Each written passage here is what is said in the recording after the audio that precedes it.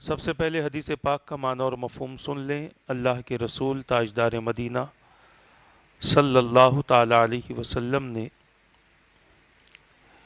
ارشاد فرمایا، جس کا معنی اور مفہوم یہ ہے: لوگوں پر بہت سال ایسے آئیں گے جن میں دھوکہ ہی دھوکہ ہوگا۔ اس وقت جھوٹے کو سچا سمجھا جائے گا اور سچے کو جھوٹا، خیانت کرنے والے کو امانت دار تصور کیا جائے گا اور امانت دار کو خیانت کرنے والا،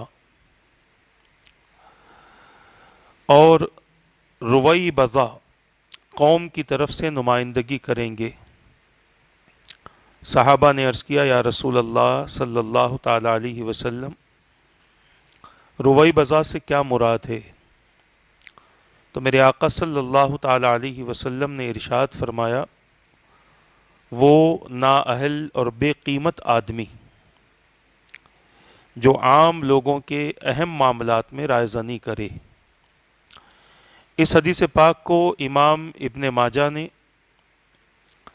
حضرت ابو ہریرہ رضی اللہ تعالیٰ عنہ سے روایت کیا ہے، اور اسی حدیث پاک کو امام احمد نے مسند میں حضرت ابو ہریرہ رضی اللہ تعالیٰ عنہ سے روایت کیا ہے، اور یہی حدیث پاک حضرت انس رضی اللہ تعالیٰ عنہ سے بھی مروی ہے۔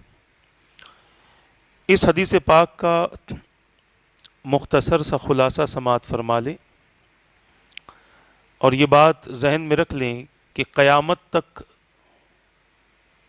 کوئی ایسا فتنہ، کوئی ایسا معاملہ نہیں ہے جس کی خبر حضور اکرم صلی اللہ تعالی علیہ وسلم نے اپنی امت کو نہ دی ہو۔ مسند میں تو یہاں تک کہ حدیث ملتی ہے جس کا مفہوم یہ ہے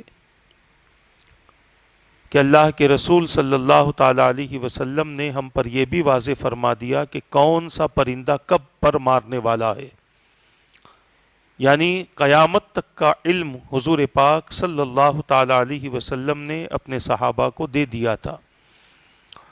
صحابہ نے اس علم کو آنے والی قوم تک پہنچایا، اللہ کے بندوں تک پہنچایا، اور کسی کو بھی حضور پاک صلی اللہ تعالی علیہ وسلم کے فرمان سے محروم نہیں رکھا۔ یہ حدیث پاک یا ایسی جتنی بھی حدیث پاک ہیں جس میں فتنوں کا ذکر ہے، معاملات کی خرابی کا ذکر ہے، وہ سب کے سب قیامت تک ہونے والے ہیں، ہو چکے ہوں گے یا ہو کر رہیں گے، کیونکہ حضور پاک صلی اللہ تعالی علیہ وسلم کا کہا اور بتایا ہوا غلط نہیں ہو سکتا۔ اللہ کے رسول صلی اللہ تعالی علیہ وسلم نے جو کچھ بیان فرمایا وہ حق بیان فرمایا۔ جتنی بھی حدیث پاک ہم پڑھتے ہیں، سنتے ہیں، تو بہت ساری حدیثوں سے ہمیں یہ پتہ چلتا ہے کہ یہ چیزیں ہو گئی ہیں۔ کچھ احادیث ایسی بھی ہیں جس سے یہ پتہ چلتا ہے کہ یہ چیزیں ہو رہی ہیں، اور کچھ فرامین ایسے ہیں جو ابھی ہم پر ظاہر نہیں ہوئے، مگر قیامت سے پہلے یہ سب ظاہر ہو کر رہیں گے۔ آج جو حدیث پاک پیش کی گئی ہے، جس میں مکر و فریب کا ذکر ہے، جھوٹ بات کو سچ سمجھنا، سچ کو جھوٹ سمجھنا، امانت میں خیانت کرنا، امانت دار کو خیانت کرنے والا کہنا، یہ سب کچھ آج کے دور میں ہو رہا ہے۔ مختصر سا خلاصہ آپ حضرات اس حوالے سے سماعت فرما لیں۔ حضور نے ارشاد فرمایا، لوگوں پر چند سال ایسے آئیں گے جو مکر و فریب کے سال ہوں گے۔ اب اس کی شرح میں علماء کے الگ الگ اقوال ہیں۔ ایک قول یہ ہے کہ اس سے مراد یہ ہے کہ بارش بہت ہوگی، جس سے پیداوار میں بہت زیادہ لوگوں کو یہ خیال ہوگا کہ اب اس کی وجہ سے پیداوار بہت زیادہ ہوگی، مگر جب اناج کے نکلنے کا وقت آئے گا تو تب کچھ بھی پیداوار نظر نہیں آئے گی اور ممکن ہے کہ قحط بھی پڑ جائے، یعنی دکھے گا بہت ہوگا کم۔ یہ لوگوں پر اس طرح کا زمانہ لوگوں پر آنے والا ہے۔ اب یہ کیوں، وجہ کیا ہے؟ معاذ اللہ کیا یہ رب کی طرف سے ہے؟ تو میں عرض کرنا چاہتا ہوں ارادہ تو رب کا ہے، مگر عمل بندے کا خراب ہونے کی وجہ سے اللہ تبارک و تعالی اپنے بندوں کے ساتھ میں یہ معاملہ فرمائے گا۔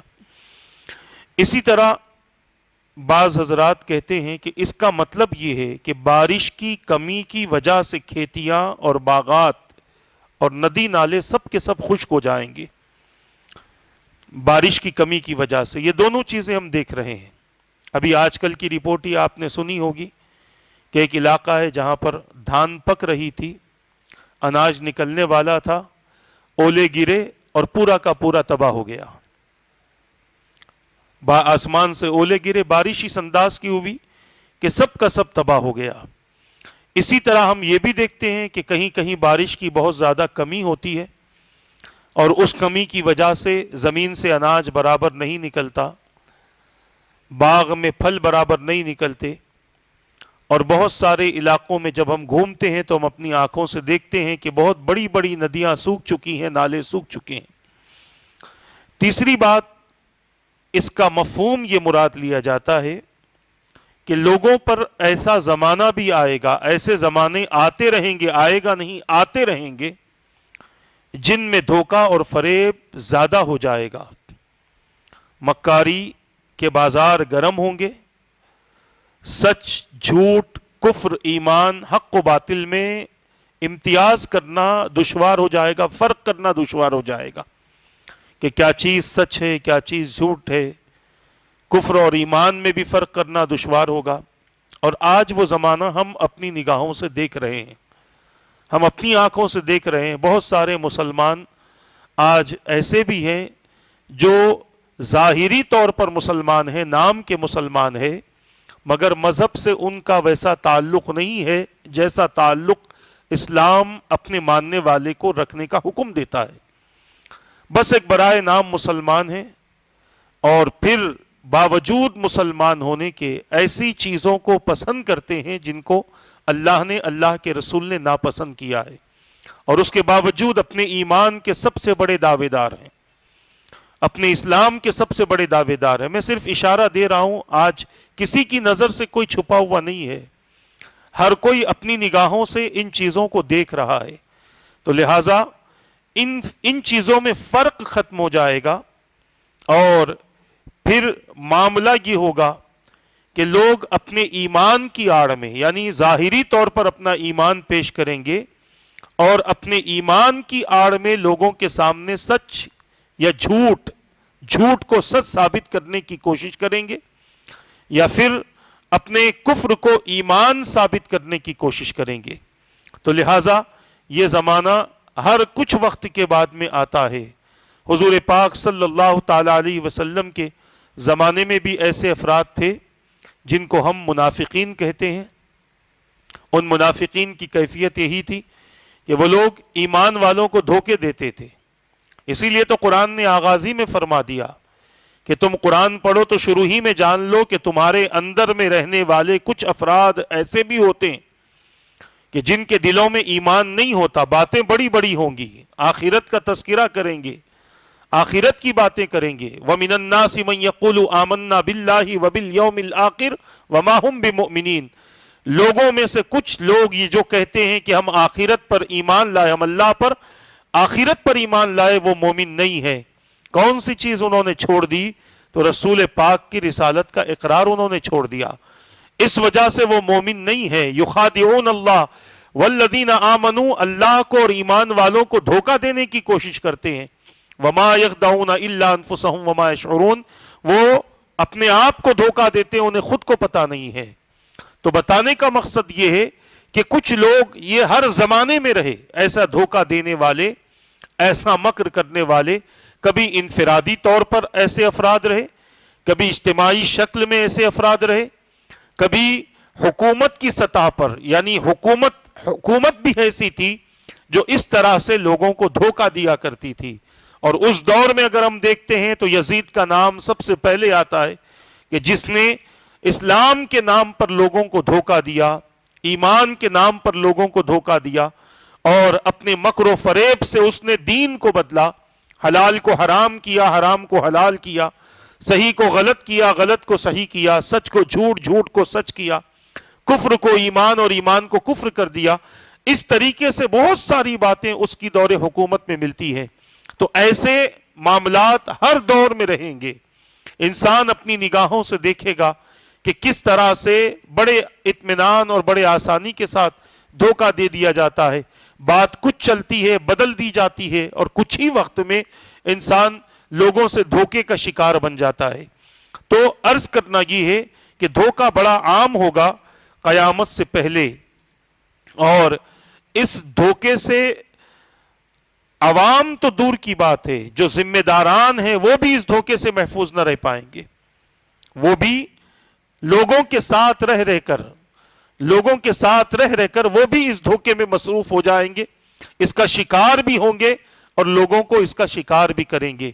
جیسے میں نے بہت پہلے کہا تھا، آپ نے سنا ہوگا، ایک بادشاہ تھا، اس نے اس کے راج میں، اس کے حکومت میں، اس کے دور حکومت میں ایک ایسا مقام بھی تھا جہاں کے لوگ اپنی زندگی کو گزارنے کے طریقے سے واقف نہیں تھے کہ زندگی کیسے گزاریں، کیا پیا جائے، کیا کھایا جائے، کیا پہنا جائے، کیسے رہا جائے، ان تمام چیزوں سے وہ لوگ واقف نہیں تھے۔ بادشاہ کو جب اس بات کی اطلاع ملی، اس نے چند عقل مند لوگوں کو، دانا لوگوں کو، جو بہت زیادہ ایجوکیٹڈ تھے، ایسے لوگوں کو بادشاہ نے بہت سارا پیسہ دیا، بہت سارا اناج دیا، بہت ساری دوائیں دی، بہت سارا کپڑا دیا، ان کی ضرورت کا تمام سامان دے کر بادشاہ نے کہا کہ سنو، فلاں مقام تم کو جانا ہے، میری حکومت میں تم لوگ قابل ہو، لہٰذا اب تم لوگوں کو وہاں جانا ہے اور وہاں جا کر وہاں کے لوگوں میں سدھار پیدا کرنی ہے، چینجز لانا ہے، تبدیلی لانی ہے۔ ان لوگوں نے کہا ٹھیک ہے، ہم کر لیں گے۔ ایک وقت دے دیا گیا، اتنے وقت میں یہ کام کرنا ہے۔ یہ لوگ گئے، جانے کے بعد لوگوں کو سدھارنے کی کوشش کرنے لگے، لوگوں کو روزمرہ کے معمولات، روزمرہ کے طریقے بتانے کی کوشش کرنے لگے، یہاں تک کہ ایک وقت یہ آیا کہ وہ لوگ ان کے لائے ہوئے تمام سامان کو ان لوگوں نے ختم کر دیا، کھا لیا، ختم کر دیا، پی لیا، پھینک دیا، ختم کر دیا، مگر سدھرے نہیں سدھرے، بلکہ ویسے ہی رہے۔ اور حالت یہ ہوئی کہ جو سدھارنے گئے تھے وہ بھی ان جیسے بن گئے، حالات ایسے بنے، جو سدھارنے گئے تھے وہ بھی ان جیسے بن گئے۔ کچھ دن بعد بادشاہ نے اپنے سپاہیوں کو بھیجا، دیکھو کیا ہوا۔ سپاہیوں نے جب آ کر سارا ماجرا سنایا، بادشاہ نے ان کو بلا کر ان کے لیے سزا متعین کی، کہا وہ لوگ ناواقف تھے، وہ سزا کے مستحق ہیں، مگر تم زیادہ سزا کے مستحق ہو، کیونکہ تم تو جانتے تھے کہ یہ کیا ہے۔ انہوں نے کہا بادشاہ ہم نے بہت کوشش کی، وہ نہیں سدھرے، تو فرمایا، بادشاہ نے کہا وہ نہیں سدھرے تو تمہارا بگڑنا کیا مقصد تھا۔ تو آج یہی حال ہے، بہت سارے ایسے افراد جو اپنے آپ کو قوم کا ذمہ دار کہتے ہیں، قوم نہیں سدھرتی تو قوم کے ساتھ وہ بھی ان کی برائیوں میں شریک ہو جاتی، اور ایسے میں آپ نے پچھلی حدیث سنی تھی کہ ام المؤمنین حضرت زینب بنت جحش رضی اللہ تعالیٰ عنہ نے عرض کیا تھا، یا رسول اللہ صلی اللہ علیہ وسلم، کیا ہم ہلاک ہو جائیں گے جبکہ ہمارے درمیان میں نیک لوگ ہوں گے؟ تو یہ وہ نیک لوگ ہوں گے جو برائیوں کو دیکھتے تو ہوں گے مگر اس پر کسی کی زبان نہ کھلتی ہوگی۔ اور یہی عالم یہودیوں کے علماء کا تھا، وہ لوگ دیکھتے تھے کیا برائی ہو رہی ہے، پتا تھا یہ حرام ہے، مگر منہ نہیں کھولتے تھے، اس لیے کہ منہ کھول دیں گے تو ہماری ضروریات زندگی کے جو سامان ہیں وہ ختم نہ ہو جائیں، اسی لیے نہیں کھولتے تھے۔ تو زمانہ تبدیل ہوتا رہے گا، مگر اس کو سدھارنے اور سنوارنے کے لیے جو ذمہ دار افراد ہیں، وہ ذمہ دار افراد اپنی ذمہ داری سے سبکدوش ہو جائیں گے، لوگوں سے گناہ ہوتا ہوا دیکھیں گے مگر پھر بھی خاموش رہیں گے، اور کبھی کبھار خود بھی اس مرض کا شکار ہو جائیں گے، کیونکہ دیکھتے دیکھتے آدمی بدل بھی جاتا ہے، اس کی زبان سے بھی دھوکہ، مکر و فریب نکلتا ہے۔ اسی لیے اللہ کے رسول صلی اللہ علیہ وسلم نے فرمایا یہ زمانہ آتا رہے گا دھوکے بازوں کا، اور پھر فرمایا سچ کو جھوٹ اور جھوٹے آدمی کو سچا سمجھا جائے گا۔ یہ بھی ہم اپنی نگاہوں سے دیکھ رہے ہیں کہ آج جھوٹ کو کتنا صاف شفاف طریقے سے پیش کیا جا رہا ہے۔ اس کی سب سے بڑی ذمہ دار تو میڈیا ہے۔ آج ہم میڈیا کو دیکھتے ہیں کہ کسی بھی جھوٹ کو اگر سچ ثابت کرنا ہو تو آپ میڈیا میں آ جاؤ۔ بہت ساری، میں ساری میڈیا کی بات نہیں کر رہا، بہت ساری ایسی میڈیا بھی ہے کہ جو جھوٹ کو بڑے اچھے انداز سے سچ ثابت کر دیتی ہے اور عوام مان بھی لیتی ہے، اور ماننے کی وجہ یہ ہوتی ہے کہ انسان کی طبیعت خود ویسی ہو گئی ہے۔ انسان حق کو قبول کرنا انسانوں نے بند کر دیا، یہی وجہ ہے کہ جھوٹ کو بھی سچ مان لیا جاتا ہے۔ جب دو چیزوں میں امتیاز نہ ہو، صحیح اور غلط میں، اچھائی اور برائی میں، صفائی میں اور نجاست میں، جب دو چیزوں میں امتیاز پیدا نہ ہو تو آدمی دونوں کو ایک جیسا مان لیتا ہے، دونوں کو ایک جیسا مان لیتا ہے۔ اسی لیے آج دیکھ لیں، کوئی بھی برائی مسلمانوں کے نزدیک، مسلمانوں کے ایک بڑے طبقے کے نزدیک برائی نہیں ہے۔ برائی کو برائی سمجھنا، اچھائی کو اچھائی سمجھنا، یہ دین اور ایمان کا تقاضا ہے، مگر آج اس کو ہم برائی نہیں سمجھتے۔ دوسرا کر رہا ہے تو برا ہے، ہم کر رہے ہیں تو برائی نہیں۔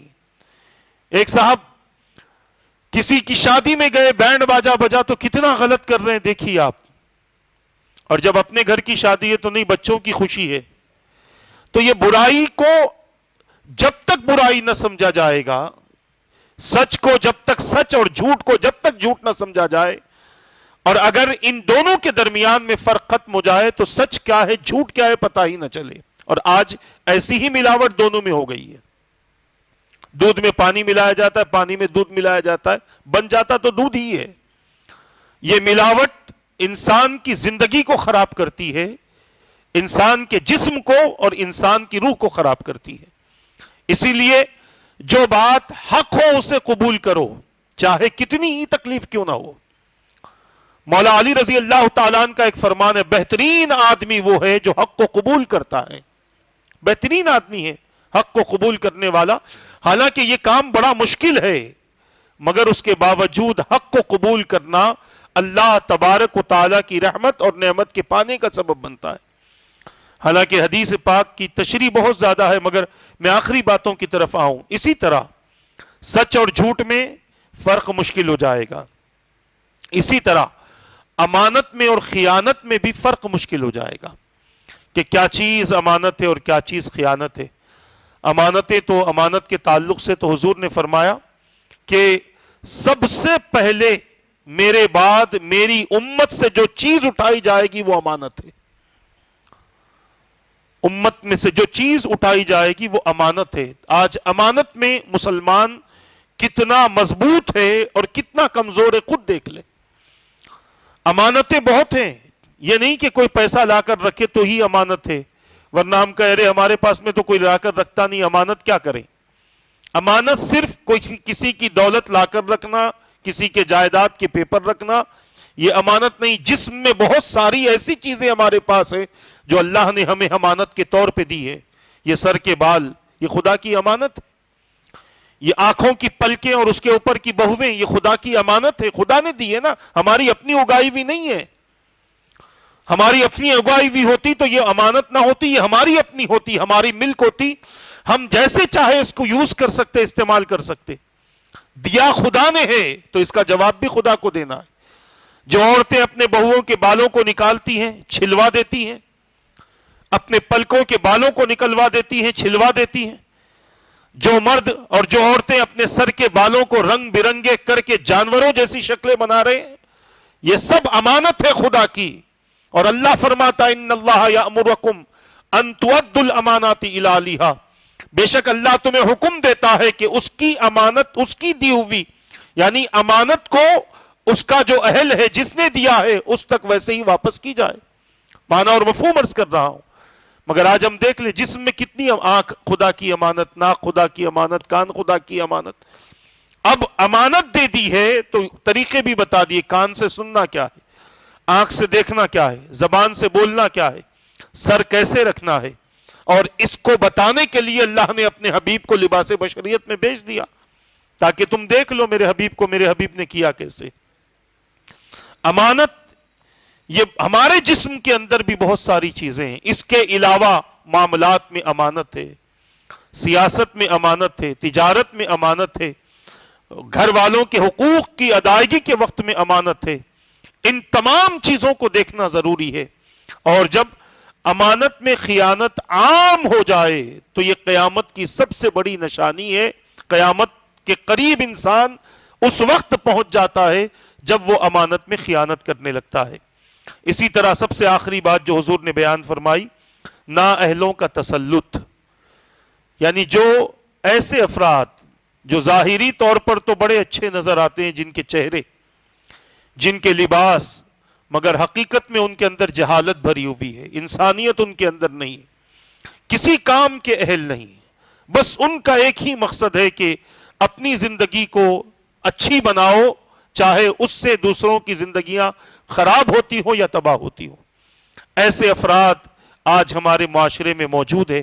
لہٰذا بتانے کا مقصد یہی ہے کہ جو چیزیں رسول اکرم صلی اللہ علیہ وسلم نے بیان فرمائی ہیں، وہ چیزیں یا تو ہو چکی ہیں، یا پھر ہم ان چیزوں کو اپنی نگاہوں سے دیکھ رہے ہیں، یا آگے وقت ہے، اور اگر ہماری زندگی باقی رہی تو یہ چیزیں ہمیں پھر سے نظر آئیں گی۔